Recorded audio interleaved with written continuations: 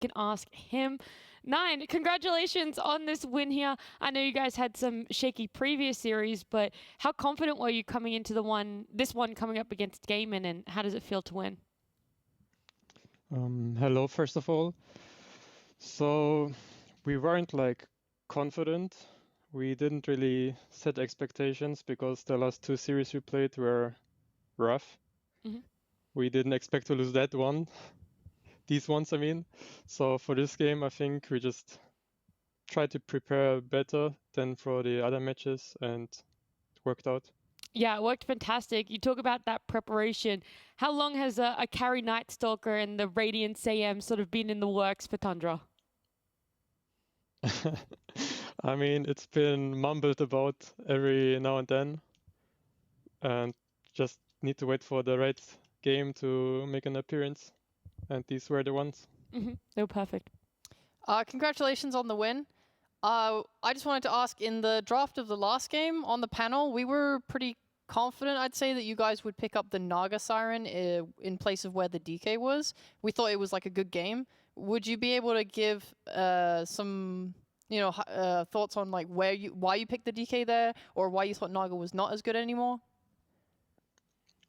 They just picked the puck, and we already had our eyes on DK before that because we have Snap Mirana supports, and these heroes just need someone that sets up their spells, which is DK anyway. And as soon as they picked puck, there's just one hero that comes to my mind anyway, and this is DK.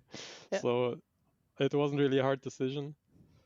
And since they picked their mid and didn't reveal their off lane yet, we just wanted to pick our mid as well. Okay. And then also, I guess more on the drafting again. Would you say you guys draft similarly, like to how you always have, or at least at TI, or would you say that your ideas and attitudes towards it have changed over the course of the DPC, especially as you've kind of run into problems of like, losing games and just having problems? I don't think it changed at all, honestly. We always have like an idea of how do we want to draft and some kind of guidelines, and we try to stick to them pretty much all the time. It's just like different meta, different heroes will be there. Okay, and so then when you have been losing these games, what is it that you guys have felt the problem was, or how have you been working to make, to fill those problems? When you lose games, especially like we lost to Oru Funders, and they're actually like quite a good team, but we lost and we felt like, why did we lose? And then suddenly you start overthinking a lot of things, because Dora is such a game that you can't really know exactly why you lost. There might be one simple reason, but it's not clear to see. So you think about a lot of things, and suddenly you do many things wrong that you were actually good at potentially because you're overthinking. And it can take a little bit of time to get back and understand what exactly went wrong. But I think that's like the most common thing to happen. Would you say that was the key issue you guys had for the Liquid series? Like you had that loss to Oridu, and you guys were overthinking a little bit too much coming into that series and when you were playing it as well? Yeah, kind of. I also think there were some lingering emotions, just that we lost the first game and we started to kind of get a little frustrated, but that's just how it is sometimes. Of course. Okay. Okay. Wait, can I have one more? Sure. One more question. I want to bring a little positive note, obviously, because I asked a few sad ones. You're probably one of the most fun players for me to watch on the mid lane, especially in terms of your hero pool. What is your approach when a new patch does come out? Obviously, something big is hopefully about to happen next month.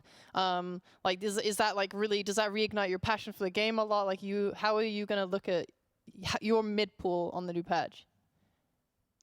I really hope there's gonna be a big patch where, like, one of these classic big patches where you have no idea what is going on and you can play whatever the fuck you want and no one will like eyeball you. And that's when it also feels easiest to try out new things, obviously. And you just read like I read the patch notes multiple times, like before I go to sleep or whatever, because there's always some small thing that you missed, like some small talent change or something that might be the difference between a hero being broken or not, or a hero being viable on mid or not. So it's easy to look over for if you just read the patch note one, because there's so much information you can't possibly like read all of it and understand it. Okay, so I was going to ask about, we've been talking here on the panel about your pacing this season, that it feels like some of your games you're really kicking it up a notch, you're playing faster. I think today's Skitter on both the Anti-Mage and on the Night Stalker was very involved, where in the past, many of your series, Skitter has been playing more like laid back, has been farming a lot more, and he's getting more involved. Is that your way of combating the losses that you had, that you're trying to, bring everyone together, play more aggressive?